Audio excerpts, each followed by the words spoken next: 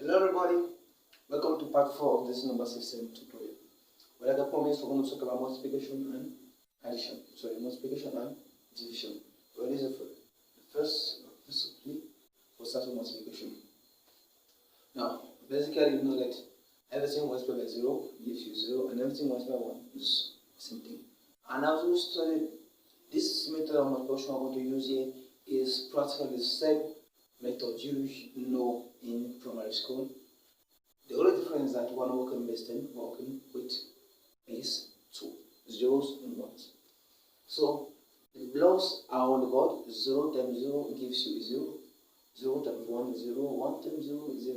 Now 1 times 1 say gives you 1. Now, so the procedure still remains the same like we could have in case of 23 times 3, or let me just say 230 times 30.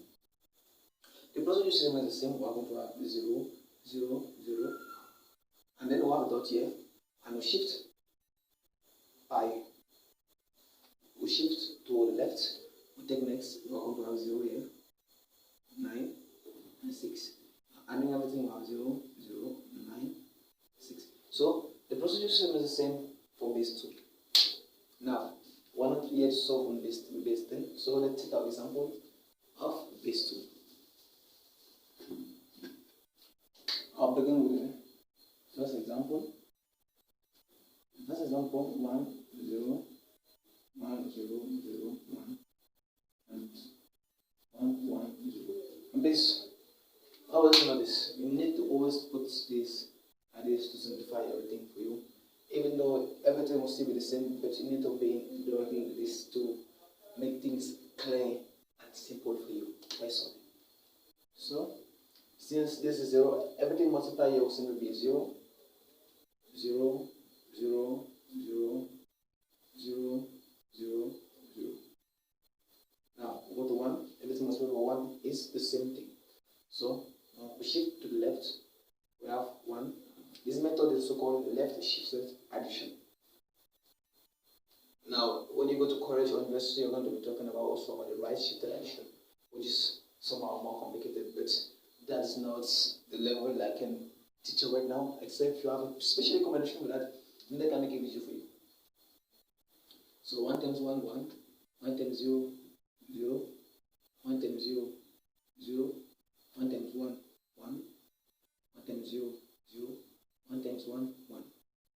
The same thing goes here because the numbers are the same 1, 0, 0, 1, 0, 1. Now, the next step is to add everything. We know the laws of addition, so we just need to apply everything.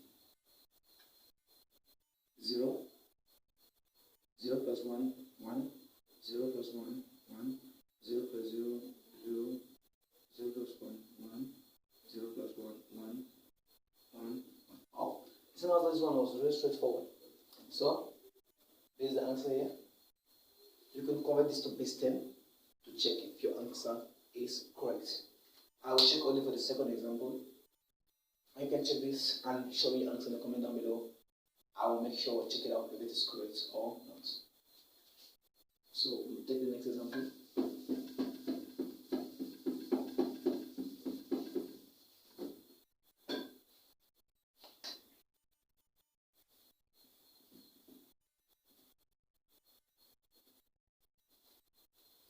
I don't know if you have recognized this. This is simply 23 times 3.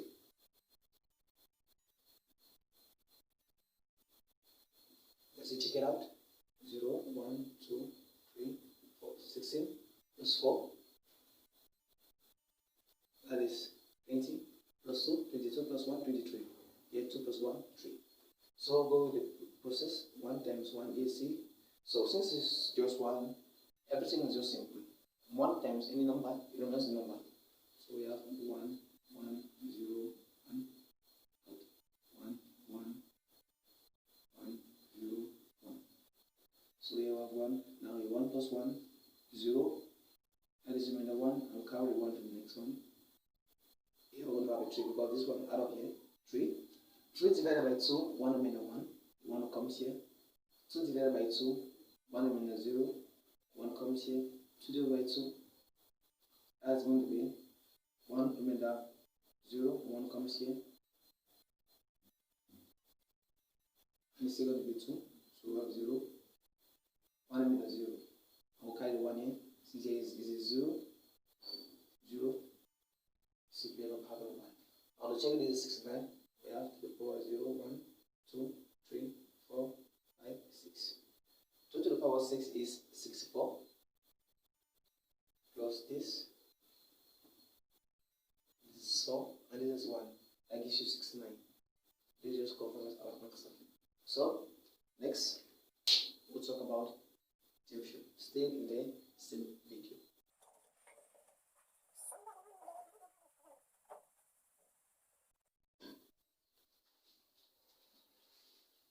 Okay guys, so we are done with multiplication of binary numbers. And in the second part of this video, I'd like us to do division of binary numbers as I promised to you. Now, dividing binary numbers and base 10 is still the same thing. As we all know about the long division, it's the same thing. The only difference is that the highest number in the base 2 must always be less than 2, in case of 1. So, you still have something similar like this. Here we'll put the divisor, here we'll put the dividend, and here is the value. For example, here we have 20 divided by 5. 20 divided by 5 gives you 4. So the 4 is what is going to appear here, which is the quotient. So, with respect to our example, here we have, this is our divisor here, 1, 0, 1. And if you don't know how to convert this into base 10, you can check out my first video in the tutorial. I gave a brief explanation on how to convert base 2 to base 10. So, here we have 1, 0, 1. And here we have 1, 0, 1, 0, 0. Now, just like with base 10, it's still the same thing. Since we have 3 digits in the divisor, I'm going to take 3 digits here, and we'll see if this number is bigger than the divisor. Now, if it's bigger than or equals to the divisor. Now, in this case, it's exactly the same. So we'll put a 1 here. 1. I will multiply this quotient by the divisor to obtain 1, 0, 1. And we'll subtract. When subtracting, this will give us a 0. No, 1 minus 1, 0, 0 minus 0, 0, and 1 minus 1, 0. Then we'll bring this 0 down. Remember, we have now exhausted all the digits of the dividend. So we'll bring a 0 here. Now again, we'll check if this number here is greater than or equals to the divisor. In this case, it is less than. So we'll put a 0 here. We'll look at the 0 in the quotient. 0 times all this just gives us a 0. Still, we subtract. From here, it will obviously give us 0. Bring down this 0 here, we have a 0. Again, we check if this number is bigger than or equals to the divisor. In this case, it is less than, so we have a 0 here. 0 times 0, we still have a 0. So, this value here is 4, that is power 0, 1, and 2. Going to the base 10, we have 1 times 2 to the power 2 equals to 4. So we have 20 divided by 5 gives us a 4. Okay, let's take the next example, which is 63 divided by 9. And we all know that 63 divided by 9 is 7, but the portion here is in base 2. So we still have the same thing here in the divisor, 1, 0, 1. And we have our 63 here.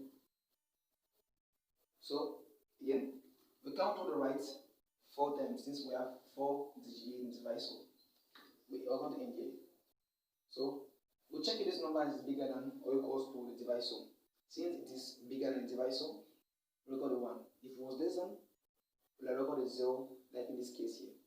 So, multiplying 1 by the divisor, we have 1, 0, 0, 1.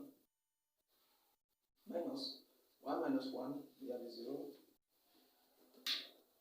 1 minus 0, we have a 1, 1 minus 0, we have a 1, we have a 0 here. Again, bring down this 1.